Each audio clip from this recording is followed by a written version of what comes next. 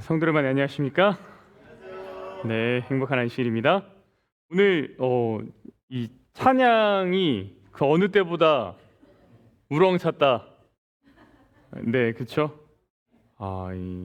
이한 사람의 그 간절한 예배자가 이 또 새로움을 우리에게 가져다 주었습니다. 환영합니다, 장로님. 네, 함께 예배하게 된 것 기쁘게 생각합니다. 우리 계속해서 금요일 저녁에 사무엘상 공부하고 있는데 이제 2장이 왔습니다. 근데 이제 그냥 이렇게 현미밥처럼 성경 읽고 싶어가지고요.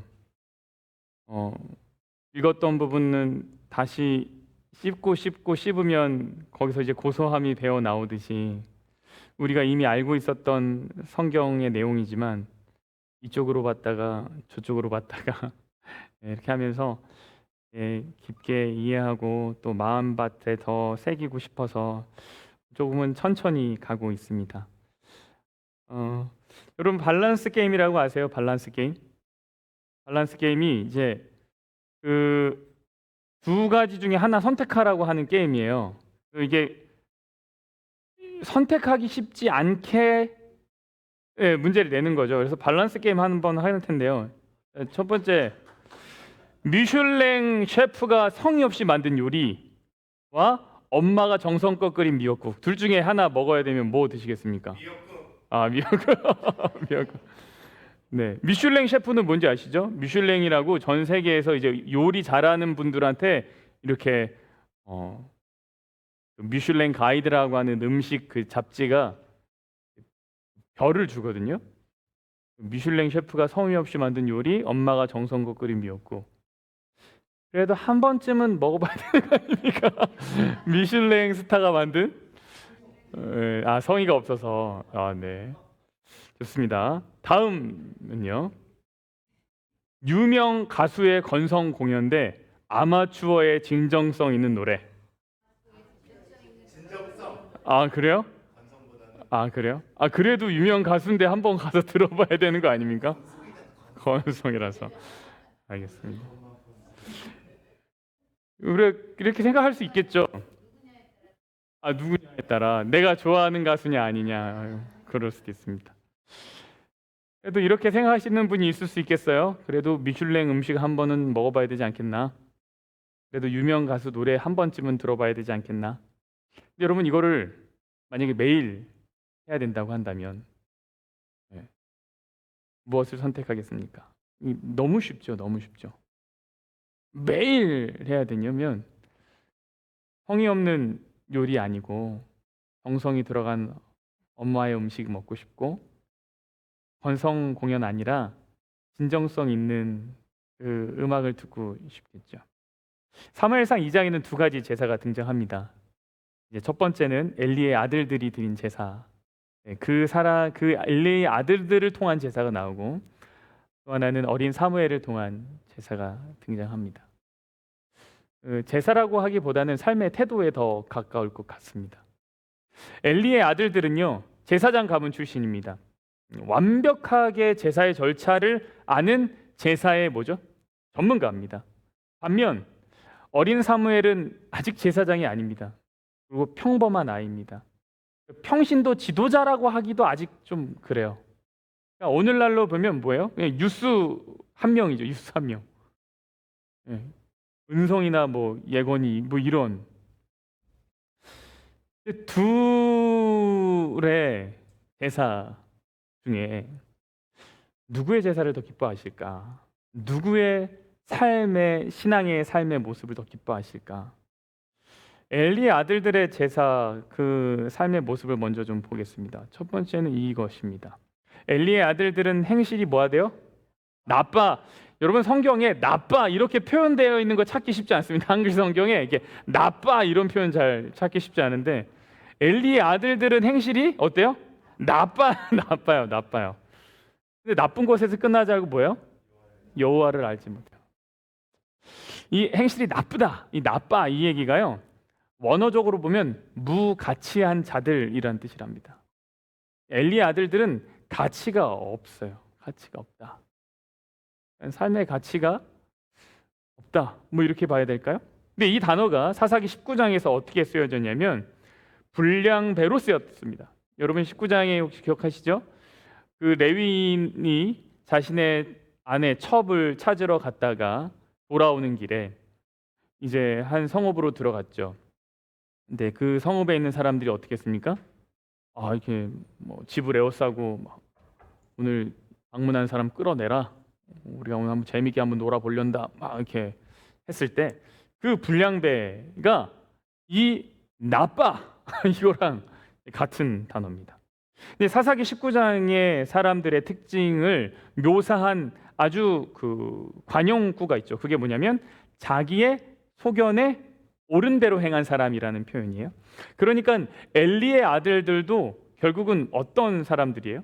자기의 보기에 원하는 대로 했던 사람들입니다. 이 사람들은 여호와를 알지 못한다 이렇게 말하고 있습니다.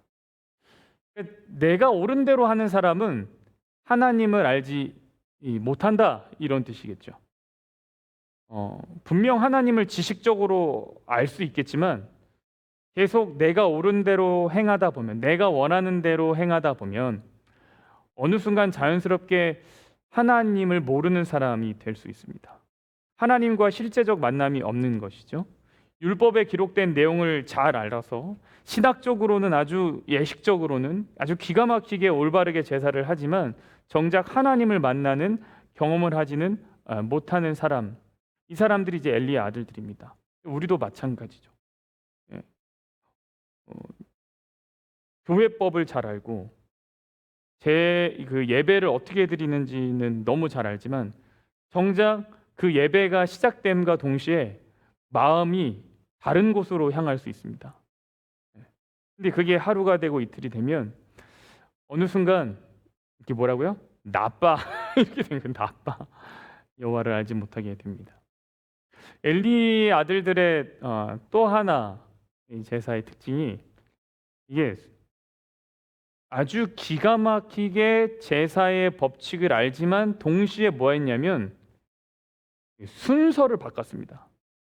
왜 순서를 바꿨냐면 이 정도는 괜찮아 하는 생각이죠. 그러니까 하나님의 제사법 위에 자기의 제사법이 있어요. 그래서 내가 제사를 엄청 잘 알아 뭐 하는 거겠죠. 제사를 드리면 제사장의 몫이 있는데 그 몫에 관한 설명이 이 사무엘상 2장 13절 14절에 나옵니다.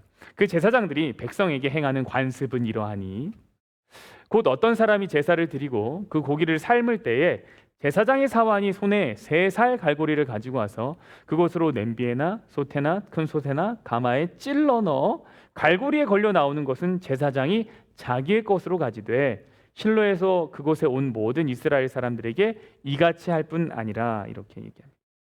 여기에 따르면 제사장은 자신의 몫을 가져가는 절차가 나옵니다. 뭐예요? 이제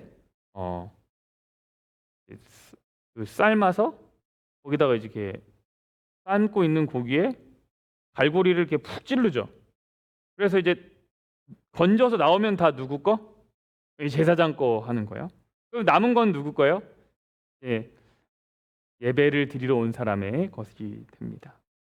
레위기에 보면은 사실 그 절차가 정확하게 등장하는데 이렇습니다. 여호와의 화제물은 그 사람이 자기 손으로 가져올지니 곧 그 제물의 기름과 가슴을 가져올 것이요 제사장은 그 가슴을 여호와 앞에 흔들어 요제로 삼고 그다음 뭐예요? 그 기름은 제단 위에서 뭐예요?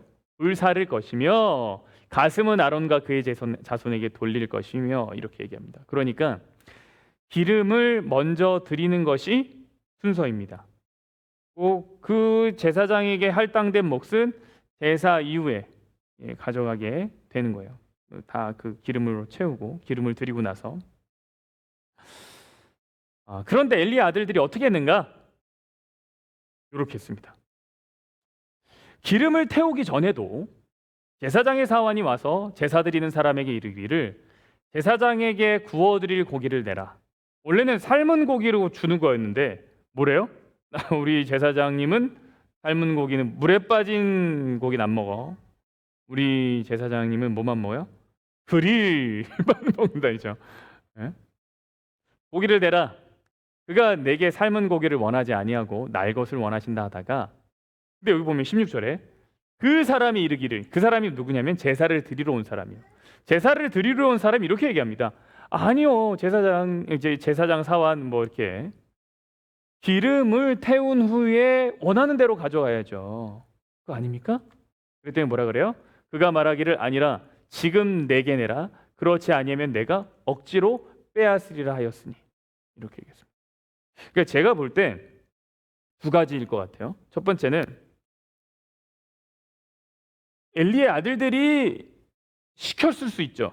무조건 가져오라. 두 번째는 제사장의 사환이 엘리의 아들들한테 혼나기 싫어가지고 강제로 빼앗아 갈 수도 있죠. 어쨌거나 이 이야기를 하는 거는 누구예요? 제사장 사환이니까. 근데 어찌됐든 간에 그 이야기 속에 있는 핵심은 뭐냐면 제사장의 탐욕이죠. 탐욕이죠. 순서가 바뀌었습니다. 기름을 드리고 그 제물을 취해야 되는데 기름을 태우기도 전에 제물을 취했습니다. 그들의 제사는 순서가 바뀐 제사죠. 여러분, 순서가 바뀐 예배를 드리신 적이 있으십니까?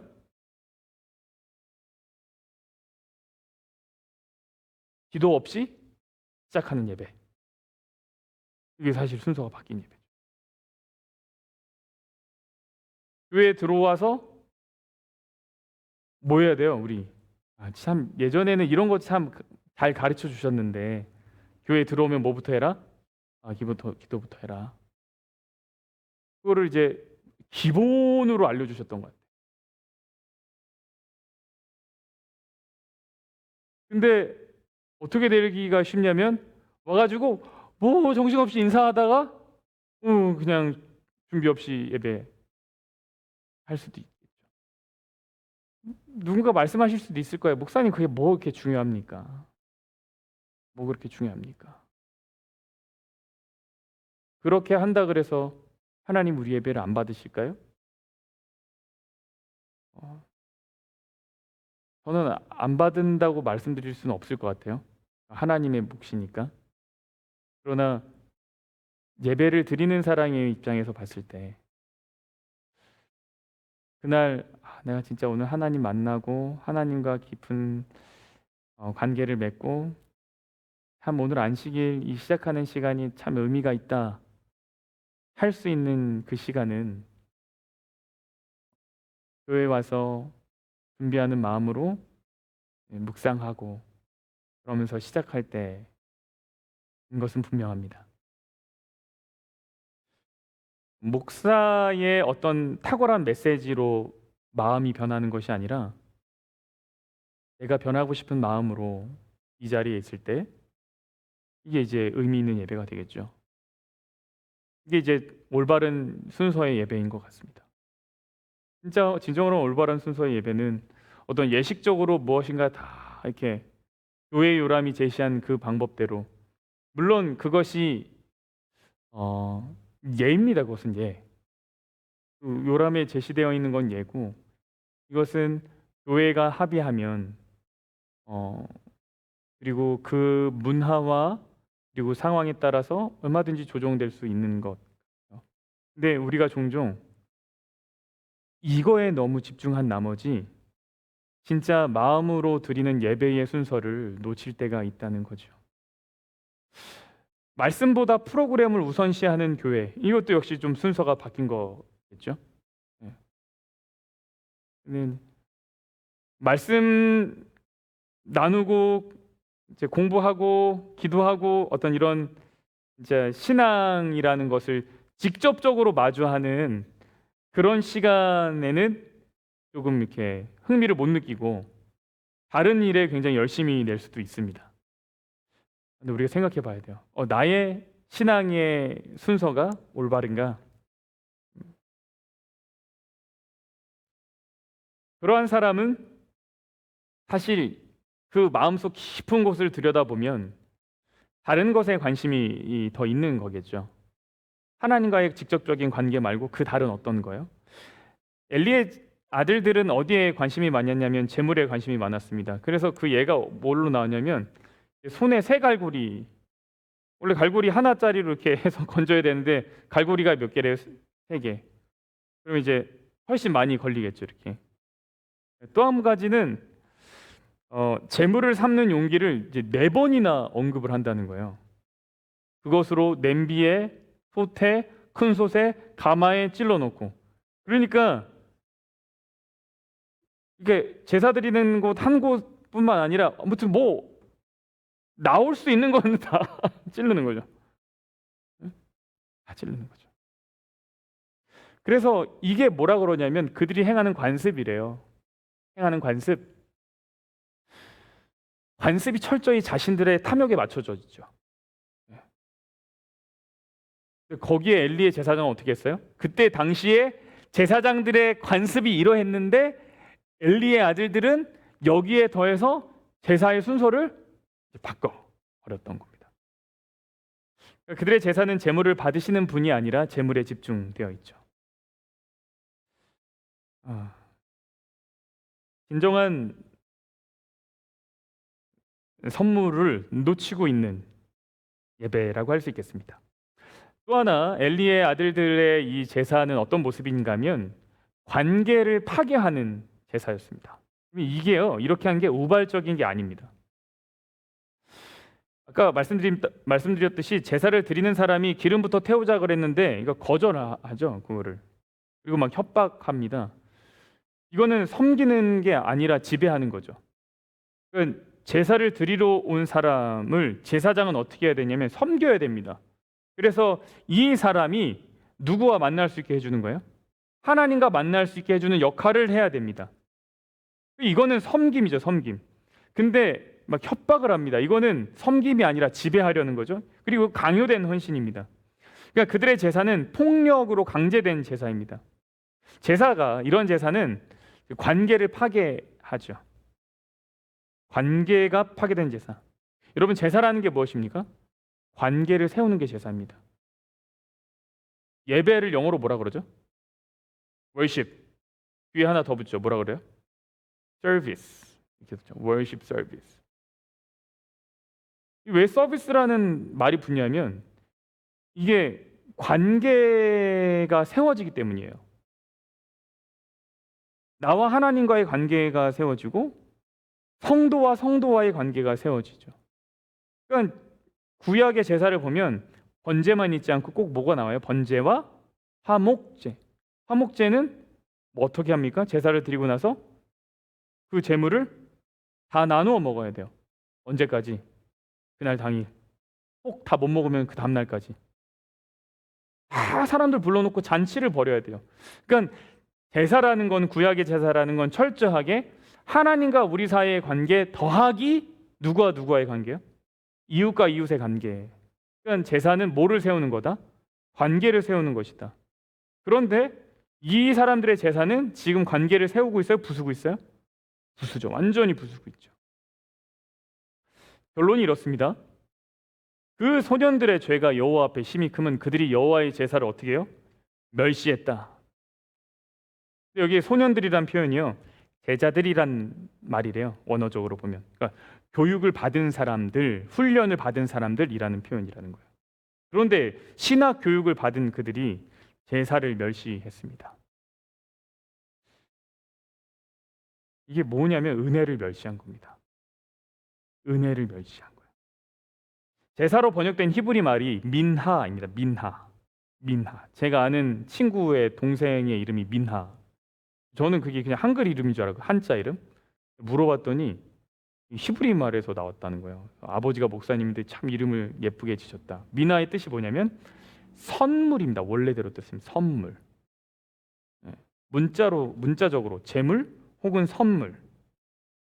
근데 엘리의 아들들이요, 하나님의 제사, 재물 혹은 뭐를 멸시했다는 거예요? 선물을 멸시했다는 거예요.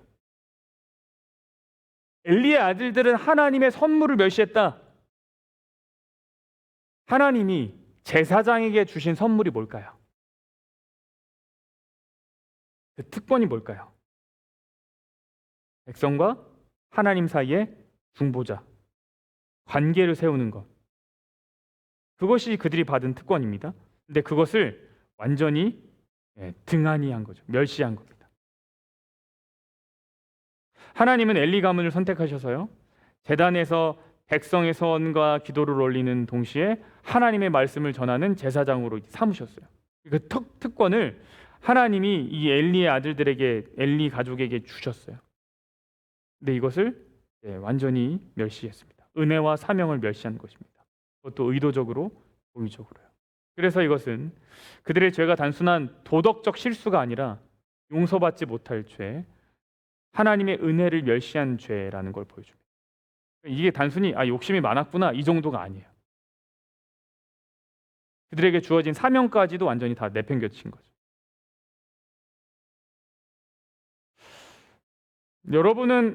우리는 예배를 멸시합니까? 은혜를 멸시합니까? 어떻게 여러분은 은혜를 멸시하지 않고 소중하게, 귀하게 여기십니까? 아까 말씀드렸다시피 순서가 올바라야 될 것 같아요. 마음이 먼저 하나님께 드려진 사람의 예배는 은혜를 누리기에 충분합니다. 이제는 좀 다른 이 신앙의 모습을 볼 텐데, 사무엘 한나를 좀 보겠습니다. 이렇게 이야기가 끝났어요. 여호와의 제사를 멸시함이었더라. 딱 끝났는데 그 다음에 18절에 갑자기 딱 바뀌더니 그러나 사무엘은 어렸을 때 세마포 에봇을 입고 뭐예요? 여호와 앞에서 섬겼대요. 여호와 앞에서. 여기에 어렸을 때 이 말이 앞에 소년이랑 똑같은 말이에요. 근데 이들은 제사를 멸시했는데 사무엘은 지금 어디 있습니까? 여호와 앞에서 뭐 하고 있어요? 서비스 하고 있죠. 서비스. 여러분, 하나님 앞에 있다는 말의 의미가 뭡니까? 하나님 앞에 있다. 하나님이 계신 것처럼 한다. 쉽게 얘기하면 우리가 이해하는 말로 바꾸면 그런 거겠죠. 나는 지금 하나님 앞에 있어. 이게 뭐예요? 난 하나님의 임재 앞에 있어. 이런 얘기겠죠. 예수님이 우리의 때는, 마지막 때는 누구의 때와 같다고 하셨습니까? 노아의 때와 같다고 하셨습니다. 그 노아의 믿음을 설명하는 책이 히브리서 11장에 등장하고, 특별히 그 노아의 믿음을 설명하는데 이런 표현이 있습니다.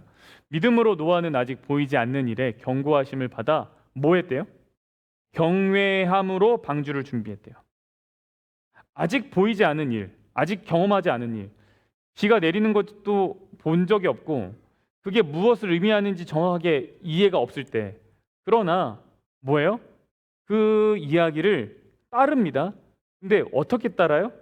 경외함으로 따릅니다. 그러니까 하나님을 경외하는 사람이 하는 일이 있습니다. 그게 뭐예요?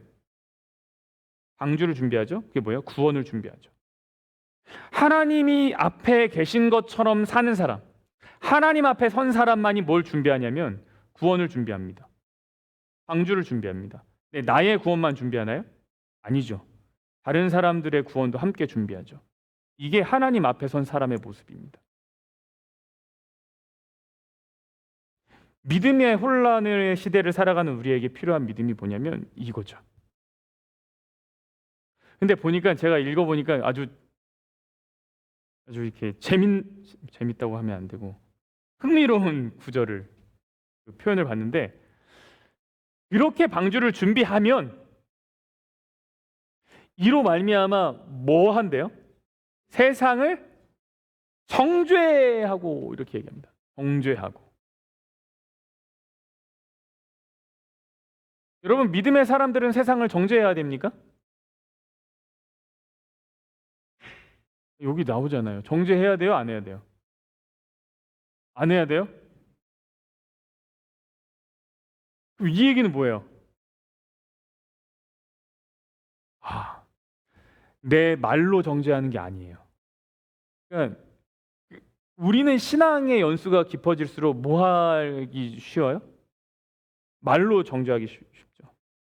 세상도 말로 정죄하기, 잘못됐다, 지적하기는 너무 쉬워요.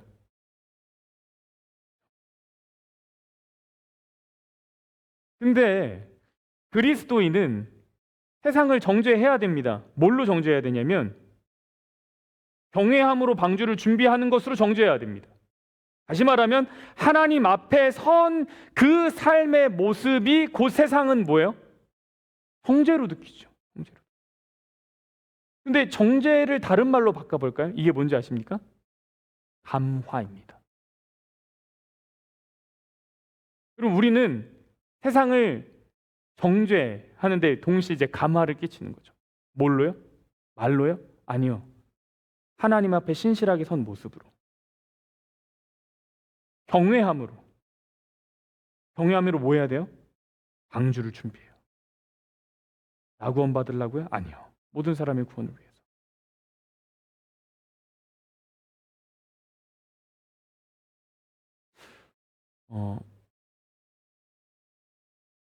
어떤 분이 이렇게 얘기했습니다. 제가 좋아하는 목사님이 청년들한테 메시지 던지실 때, 여러분 온도계가 되지 마십시오. 온도계가 되지 마십시오. 차다 뜨겁다 얘기하는 사람이 되지 말고 온도 조절기가 되십시오. 우리는 온도를 조절하는 자로 부름을 받았어요. 그러니까 세상을 손가락질하는 거는 온도계죠. 차다, 뜨겁다. 이거는 누구나 할 수 있어요.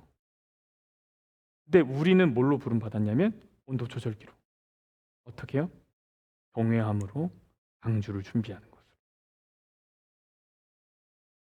이거를 감화. 엘리의 아들들은 악한 감화를 끼쳤죠. 어마어마하게 악한 감화를 끼쳤죠. 막 제사 순서 바꾸고 예배 드리려고 하는 사람들 막 협박해가지고 막 그 마음으로 제사 드린 사람이 하나님 만나서 자유함을 누렸을까요? 잘 모르겠어요, 진짜. 만약에 제가 그때 당시에 엘리의 아들들 앞에 제사 드리러 갔다. 그리고 이제 그때 제사장님 이거 좀 원래 기름부터 태우고 그 다음에 고기 가져가시면 되는 거 아닌가요? 조용히 하고 있어요. 모르면 가만히 있으라고. 그리고 고기 다 가져가고 이러면 제가 역시 하나님은 정말 은혜로 이렇게 정말 쉽지 않을 것 같아요. 그건 진짜 어려울 것 같아요. 그런가요? 그러니까요. 충분히 그럴 수 있겠죠. 정말 악한 감화를 끼쳤는데, 근데 반대로 이번에 이제 사무엘이 아니라 한나를 통해서 한나는요 감화를 주더라고요. 우리 지난주에 확인했었던 좀 읽었었던 성경절인데 2장 19절입니다. 그의 어머니가 매년 드리는 제사를 드리러 그의 남편과 올라갈 때마다 뭐 했어요? 작은 겉옷을 지어 주었다. 한나가요 매년 사무엘을 만나러 갈 때면 겉옷을 지어 입혔습니다. 근데 그녀는 이것이 관행적인 만남이 아니었죠. 그렇죠? 그 예언의 신에 보면 뭘로 이거를 옷을 만들었다 그랬어요? 기도로 그렇죠? 그 한 땀 한 땀이 다 사실 뭐예요? 기도다 이렇게 얘기를 했어요. 그러니까 이 어머니에게 이거는 매년 있는 반복되는 행사가 아니죠. 그러니까 이제 우리 교회에 이제 연례 행사가 있어요. 4월에 되면 바자회, 그렇죠?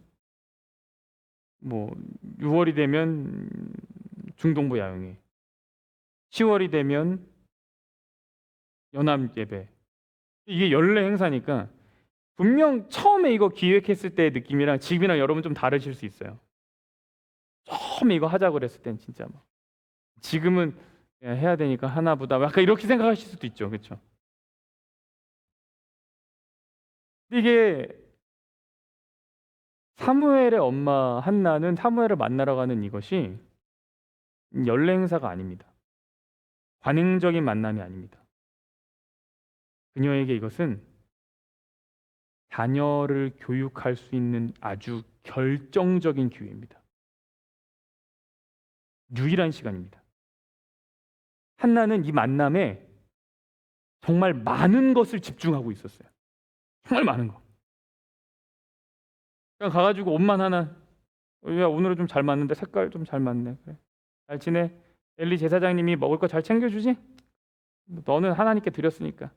나는 또 다른 애들 보러 가야 되니까. 오케이.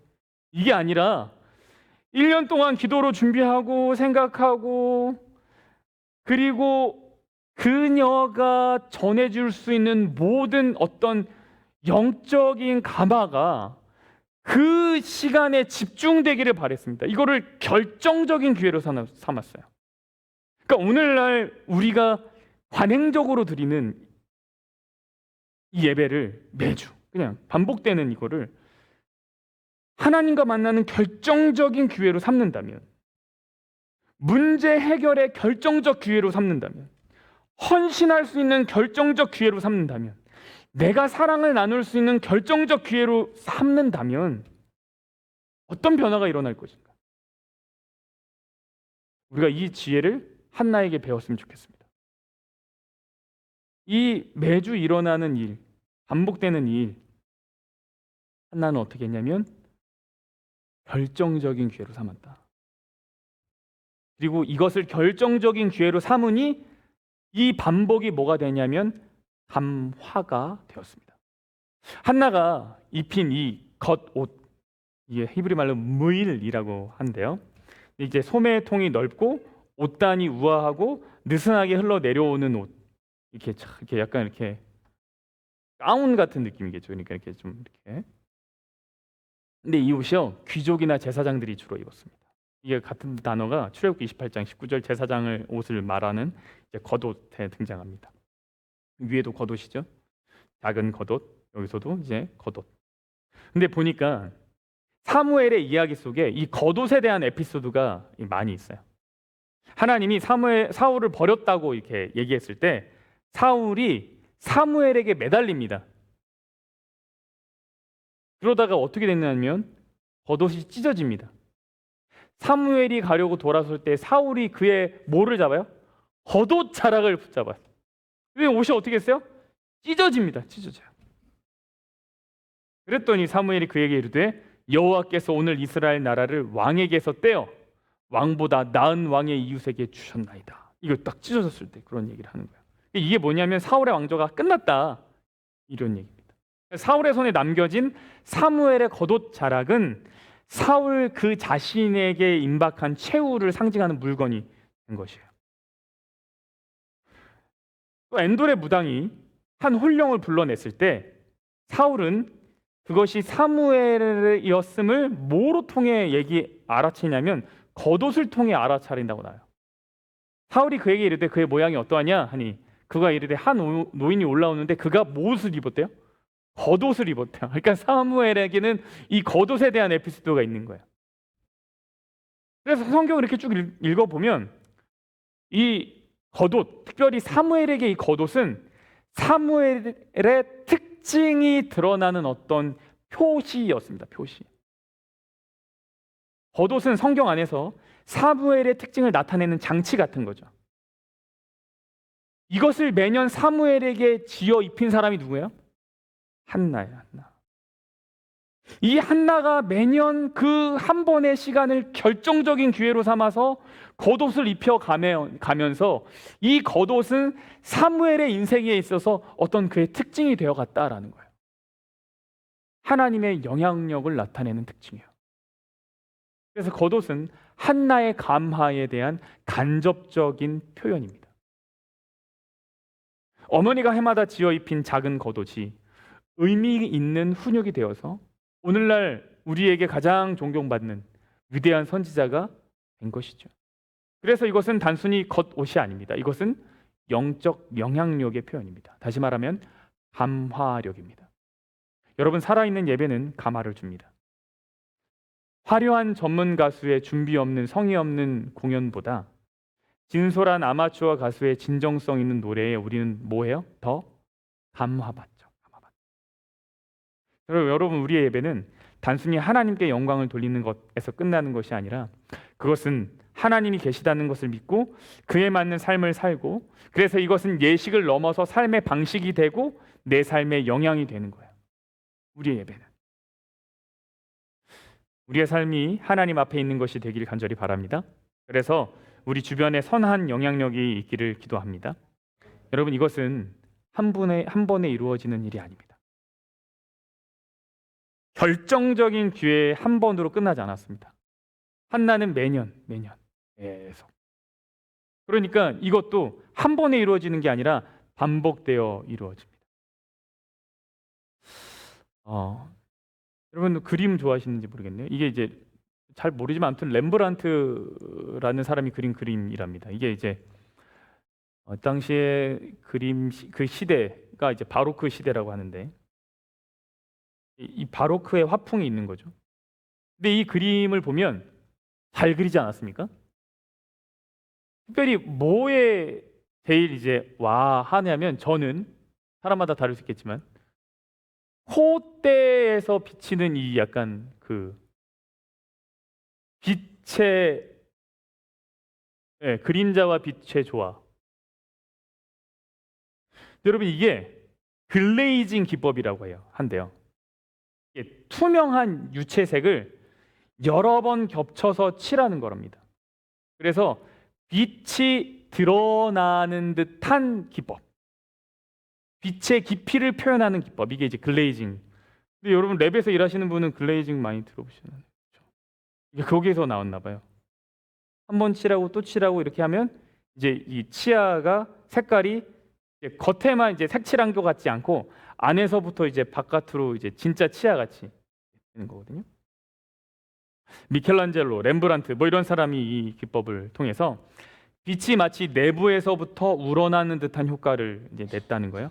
근데 이거 한번 하려면 붓칠을 20번에서 30번 덧칠하는 거를 해야 된답니다. 그러니까 한 번 한다고 이게 나와요, 안 나와요? 한 번 한다고 나온다고 안 나온다고? 안 나온다고. 이 빛이 안에서부터 드러나는 이 표현은 한 번에 되는 것이 아니라 여러 번 또 하고 또 하고 또 하고 덧칠하는 작업. 한 번의 완벽한 예배가 아니라 매주 매일 반복되는 진실한 예배를 통해서 하나님의 빛이 드러나죠. 우리는 한 방에 끝내고 싶어요, 그렇죠? 화려한 행사 한 방에 빡 해가지고 구도자도 결심 빡 하고 그죠? 예?